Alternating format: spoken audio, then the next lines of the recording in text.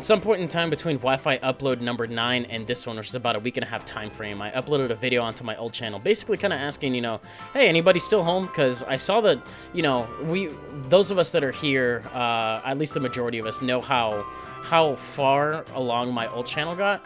And to kind of, you know, compare it to this one, and it was just like, you know what, where did like 30,000 people go? It was kind of a head scratcher. And I was like, you know what, now that I think about it, the main reason I moved on to this channel on top of to rebrand was because I was having trouble with people seeing my videos in their sub boxes. They weren't posting properly. So to kind of try to post a video to address that problem would be like, you know, pointing to somebody that lost their glasses where their glasses are. You know, it doesn't make much sense to do that. But you know what? That's kind of how YouTube works, unfortunately, in that scenario. So I uploaded another video. I was like, hey, you know what? Maybe if I just point vigorously enough again, more people will find it. And it turns out, you know what? There was still like 600, 700 of you at, you know, at the time of me writing this, which is the day after, that actually found the channel again. So it's really good to see you guys again. And we actually hit 3K last night, which thank you so much, by the way. I really appreciate it. Everything being new on this channel for me in terms of the generation, the editing, you know, the entire process, the rebranding, the everything. I'm loving it. I'm glad you guys are along for the ride again. So, to jump back into it, though, if there are two things we know of in Pokemon that are eternal, they are hacks and weather wars. At least since Gen 5 for the weather wars, anyway. But I'm going to go ahead and get my weather up. I actually brought Sand, and my opponent, Arcane Fox, brought Rain. And her Mega actually happens to be the Mega Scizor, which is really terrifying in the rain, which means that its one major weakness is kind of, you know, kind of borked a little bit. I do have a way of dealing with it, but it's not a very traditional way of dealing with it per se, nor do I think the way that I, you know, deal with it ends up being an orthodox way at all. But we'll jump into that eventually. So for now, I switch into Toxapex because I figure it's a fine switch, and I actually wanted to bluff the fact that I have the Scald, because turns out on that set I don't have anything that can touch Scizor, as a matter of fact. But I should probably change that after this game, because people are going to remember the name and they'll be like, oh shit, this man only has poison moves. What? Yeah, that's right, I only have poison moves on that thing, so that would not have worked out on that Scizor at all. I got Bunker, Toxic Spikes, Venoshock, and Recover, so that ain't doing shit to Scizor. Nor is it really going to be doing anything against Greninja. But you know what? She doesn't know my set on the thing, so I just have to keep switching it in. Although based on that damage being a crit, and that's probably I actually do think that's a Specs Greninja. She can reasonably assume that I'm special defensive, abso-freaking-lutely. But thankfully, because this thing has Regenerator, you know, I don't think a crit is gonna end up doing that much more damage again. I'm not sure what she thought I was gonna go for there. But Pelipper was a good switch, you know, to kind of get rid of the chip damage on Greninja, because that's what I'm very heavily relying on. I'm relying on Toxapex being able to outlast Greninja. Because if I don't have any other switch into it, like that thing's just such a big threat in the rain. If we saw my Wi-Fi battle a few ago, like 5 or 6 ago, where I used it, I'm now on the other foot. And let me tell you, shit sucks. Shit sucks pretty bad. But good old-fashioned Weather Wars, where I'm going to go ahead and get the special defense boost from the Sand. I feel pretty good about switching this thing in on Pelipper, just on the off chance it wants to go for Scald, since I think I'll be able to take it reasonably well. But it turns out she ends up just going for U-turn, which is absolutely fine too. I'm now kind of thinking that because her Weather Starter is weak to Stealth Rock, I should try to get those up at some point, you know. I feel like that would benefit me in the long run, what with Greninja and Pelipper that keeps switching back and forth. Little chip on pretty much everything is not going to hurt me at all. As you can see, you know, the sandstorm's not doing too much. This is some weird weather we got going on this beach, by the way. Imagine this like actually being an actual beach, and all of a sudden the beach sand is getting kicked up to the point where there's a sandstorm, and all of a sudden there's just lightning everywhere, all because of these two Pokemon on the field, Gigalith and Tapu Koko. And it turns out, you know, they are regional common Pokemon, except for the Koko, that being a deity and everything. Anyways, oh god damn it, Outlook, I do not care about that notification. You guys didn't hear that, I did, and it totally took me out of it, but I'm back in it. You know why? Because this is a Rock Polish Rhyperior. I was thinking about making a Assault Vest one, and I realized at that moment, as I looked at my box full of Pokemon that are wearing Assault Vests, I said, you know what? not every Pokemon needs a vest. Not every Pokemon needs clothes. You know, they're great, but you have to stop doing this. Not every Pokemon wants to wear a vest. So I was like, okay, fine. We're gonna Rock Polish and we're gonna be Life Orb. That's fine. So I actually have Rock Blast on here for Mimikyu, so I can break the disguise and get decent damage on the rest of them, or on the rest of the hits. Since it's only gonna take one hit to do that. At least that's the impression I get with disguise. I don't see why that wouldn't be a thing. I've never actually used it before on a Mimikyu, but I'm imagining I can probably go to Bulbapedia and it would confirm. I can't imagine the attack ending after that first hit. But anyway, that's not what's happening here. I got 3 hits on Rock Blast and ba-boom with an Earthquake. I'm not sure what she thought I was going to go for there, but I knew I was at a reasonable amount of HP. It was unboosted. It wasn't Mega Scizor, but it was unboosted, and I just really wanted to take the damn thing out as well. So here I'm actually scared of a Specs Water Shuriken, because although I know I outspeed it, I'm actually like hovering around the 380, 390 range. And I think Greninja is like base 120, I think. I don't remember. I'm really bad at this. I'm gonna go and check it out. In the meantime, where's Greninja? You know what? I'm gonna hop on Cerebi right now in the middle of this narration. Fuck it. Is it? Oh shit. No, wait. No, yeah, it is. It's 122. I definitely outspeed it. It's Ash Greninja I was thinking of. That's the super fast one.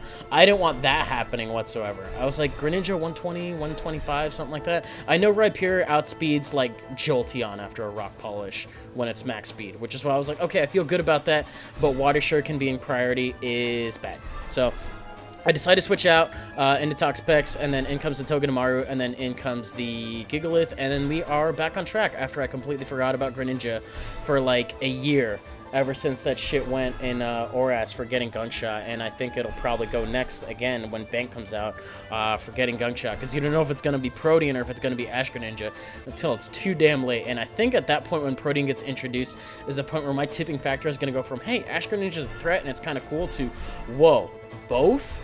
No, that's not okay. Protean and Battle Bond are terrible to deal with, both of them. It's bad. So anyway, we got our weather shifting, and as you can see, Toxapex is literally just sitting in here taking hits. The poor thing, if it didn't have Regenerator, I don't know what I would have brought in this slot, honestly, because all I'm bringing it in to do is take hits, force my opponent out, and then just switch out to something else. It is the most important Mon on this team because it is my pivot.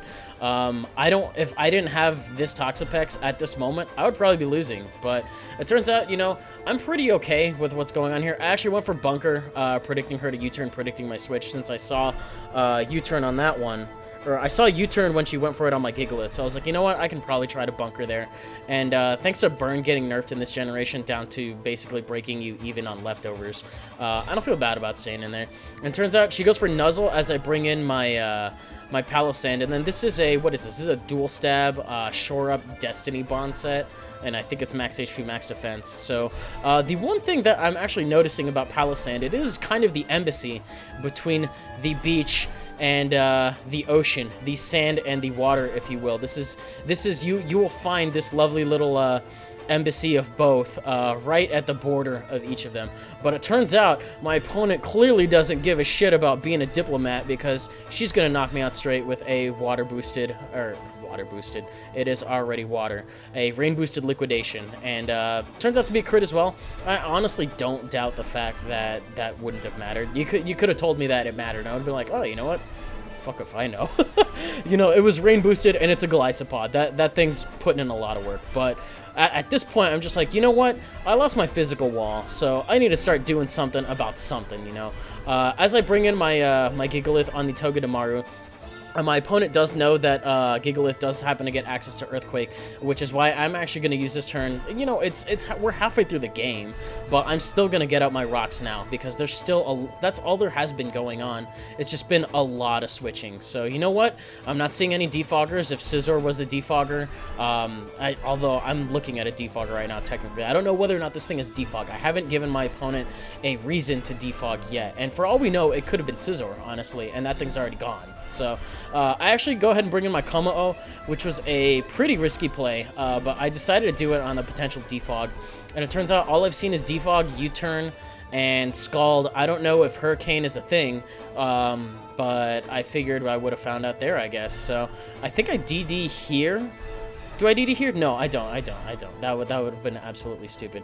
I go into Gigalith here because I am predicting another Nuzzle, and I do not have Lumberry on the Como. I have Life Orb, because although it is a pretty cool typing combination, I was like, that thing's gonna be busted, you know, just based on the fact that it's Dragon Fighting gets rid of the Steel types. Turns out, you know, Fairy is still a pretty good switch into that, and there's a lot more Fairies than there are Steel types floating around right now, in terms of viable ones. So Como actually kind of struggles a little bit to do a good job, but, you know, when it has Overcoat, it fills in an okay slot on this team. I could have brought Flygon as well, but I was like, let's try Como on for size. And if there's anything I want to get paralyzed, it's honestly this thing. I'm okay with this thing getting paralyzed. And right here, I decide, you know what? I've had enough. I have absolutely had enough. You know, I know you're going to switch after you paralyze me because you can't do anything else. So I'm going to go ahead and Stone Edge and just end the Weather War right on this turn. You knock out my Palisand, I'm just going to take out your Pelipper.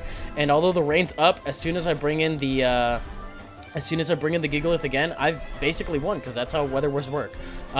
Keeping in mind that the Greninja is here, the Toxic Spikes do happen, and the Stealth Rock does happen, I'm actually just going to go ahead and bring in my Toxapex once again, being at a reasonable amount, if not full HP, and it turns out it actually is at full HP. And I'm running out of things to switch into it, and nor do I really have a lot I can do to it. I can't just recover against it endlessly, because if it's locked itself in on Dark Pulse, it can and it probably will flinch me at some point. And with the burn, it's actually helping it out a lot. But the cool thing is I actually am stalling out Rain Turn, so Water Shuriken will lose its potency eventually. And I think right here I ended up going for a Venoshock to see how much damage it would have done. Probably a choke in the long run, but you know what? Actually, no, that actually did a pretty decent amount. That wasn't even invested at all. But I think I trade my Toxapex. No. Oh, shit, that's right. It totally dies on this turn, so that wasn't a choke. I guess as long as I can switch this thing out, I'm okay. And look at that. Toxapex still holding it down long after the Pelipper's gone, long after the Greninja and the Scizor are gone, and that's all I really needed it for. So, hey, mission accomplished. Didn't even do anything, just my opponent, unfortunately, could not bust through it in time, but I'm gonna go and let her have it. She can just take me out with a liquidation if she's able to, and it's a rain boosted one as always. You know, GOLISOPOD in the rain if you haven't tried it yet. Pretty awesome results. Both of the water bugs getting access to liquidation means that they put in some work. But honestly, if you're gonna run rain, I would run Araquanid instead. That's just what it does. So anyway, this is the Kartana set that was on freaking Joey Showdown like 2-3 weeks ago, the timid one, the meme set, as everybody knows it as. I guess that's what people were referring to it as in my stream. But it's Sword Zan's 3 attacks, and you run timid, just in case you haven't watched Joey's video, to nerf your attack down to the point where your speed is your highest of your stats, because that's how Beast Boost works, is it'll boost your highest stat, and because this thing has a blisteringly high attack, you actually can't run any attack EVs, and you have to actually have less than 31 IVs in order for your speed to be faster. So at level 100, this thing's attack is 347, and then its speed is 348. So at level 50, I think its attack is 209, and its speed is 211? No. I don't think that's... No, at level 60 is when I was looking at it at. Level 60 or 70, it was up there. But as it is right now, this Kartana's attack is 209 and its speed is 211 before it gets bumped down to level 50. So it gets jumped up in speed every time, which lets me outspeed the top of Coco there. And then this thing's actually just going to go ahead and die to rock. So although Kartana actually cleaned up, I think the two major MVPs really were... Actually, no, it was straight up Toxapex. That's all it was. Toxapex took a lot of pressure off. Rhyperior actually took out the Scizor, which was nice. Gigalith was the one that I feel dealt the decisive blow and actually kind of let me get my momentum there. Gigalith's move pool, you know, in terms of threatening Togedemaru out with the Earthquake, threatening Pelipper out with the Stone Edge, and then I think that's really the main two that I want to concentrate on. And just Toxapex. If you don't have one yet, go ahead and get one. Anyways, that's going to do it for this video. It's a little bit of a weird pace / tempo to this video, but I hope you guys enjoyed it anyway. If you did, you can leave a like, rating, comment, subscribe, do your thing. You guys know how that works. And that should do it out of me for this video. I'm about to record another one right after this, so I should probably take a break in the meantime. Should I? Nah. I'll see you guys in the next one.